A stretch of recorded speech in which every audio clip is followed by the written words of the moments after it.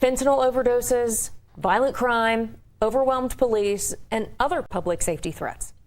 A perfect storm in a northern New Mexico county, and now our governor has been asked to step in.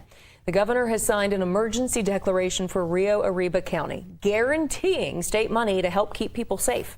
Now, of course, before the money is dispersed among local governments, state leaders have to decide where it goes and also for what exactly.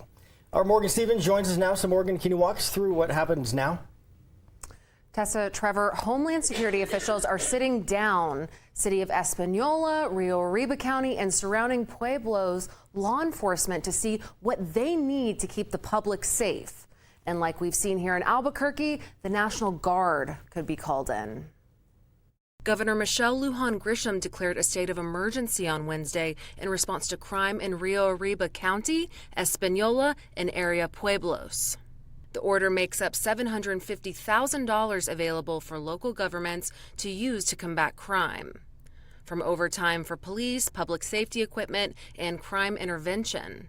The order also authorizes the use of the National Guard if necessary, but that's not happening yet. A spokesperson for the governor told KOB in a statement saying there is no immediate order/move to deploy the National Guard through the emergency order.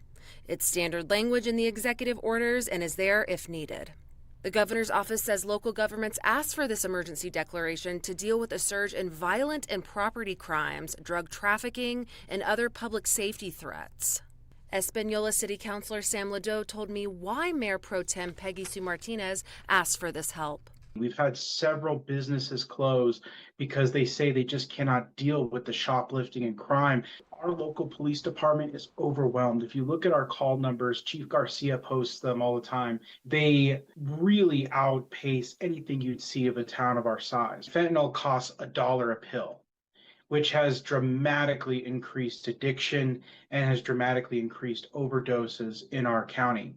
And we've also seen a spike in the use of meth in our county as well. And combine this with the recent homelessness spike that has happened the last 2 years here, it's just all come in like a perfect storm to just really hurt our community. Now, if you look at what's happening in Albuquerque and Washington, D.C., there are differences and similarities. First off, there are only 70 National Guard members in Albuquerque, 800 in Washington, D.C. In both cities, Guard members are providing support to law enforcement, but in D.C., National Guard members are in uniform, even conducting checkpoints. Guard members in Albuquerque here are helping with traffic control, prisoner transport, and court security.